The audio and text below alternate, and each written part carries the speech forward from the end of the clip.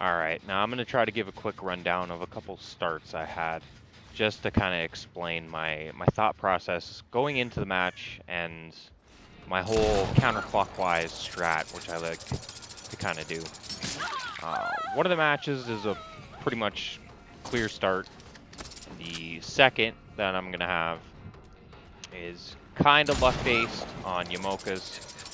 I wouldn't really say luck-based, it's just this map has a lot of coverage. And the third is going to be me kind of making a mistake. So we have the game. Obviously, smaller map, so it's relatively going to be easy to find people. You should pretty much guarantee that somebody's either always going to be at the top or always be at the bottom. That's kind of self-explanatory. So basically, you want to cover as much ground as quick as possible on the top floor. If you haven't seen any scratch marks at all, you can kind of assume they're on the bottom floor. Here, I hear a random locker. Boom. Get lucky. Now, that was either top floor or bottom floor, and that comes to a little bit of map knowledge, knowing that there's probably not going to be a locker right below that one area, but it just kind of worked out. Now, match just started, already got my first hook, already know where at least one person is. I'm not really worried about covering any of the other gens at this point. Corrupt is still up, blocking at least a couple of the ones that I need to worry about, and I'm able to secure my second hit, which ends up giving me my next hook. Now, Yumoka's, pretty much I do the same thing on this map every single time. I'm spawning kinda, we'll call it the north left corner, and I know that there's probably going to be nobody right behind me now. So what I want to do, this gen is blocked off, so I don't need to be worried about it, but I can quickly look over here to see if I can see anybody off in the distance.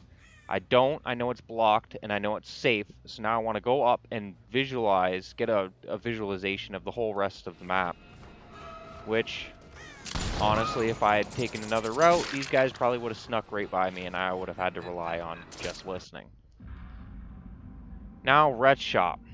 This is the one where I make a bad read. So I'm spawning in one of the back corners, not really in the middle. And I have a feeling that somebody probably spawned over to my left. But I know at least one of the gens is blocked. I'm going to have at least enough time to move around the map a little bit unless all of them bomb that gen. Even still, I have a couple of gens that are close enough here that I can kind of be secure and taking my time and doing a little bit of exploring.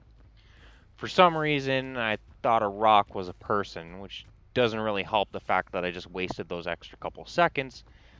But by leaving that first area that they could have been hiding from, that gave them a little bit of motivation to now start working on this gen, which now I know for a fact they're here. And I haven't seen any scratch marks on any of the other sides going through here, so I know there's probably a couple of them here, which ends up leading me to get my hit on Claudette,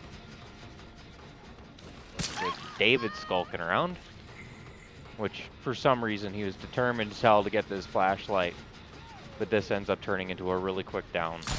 Now I can get some more momentum off that, and I'm back to doing whatever the hell I need to do. Pretty much just try to pay as much attention to the maps as possible, try to predict a lot, learn the routes that people are going to be mostly going behind, how you're able to work around them.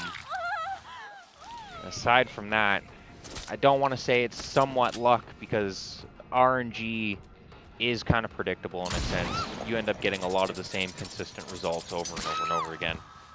But as long as you start getting used to certain patterns within the game and where people can pop up, it gets a lot easier.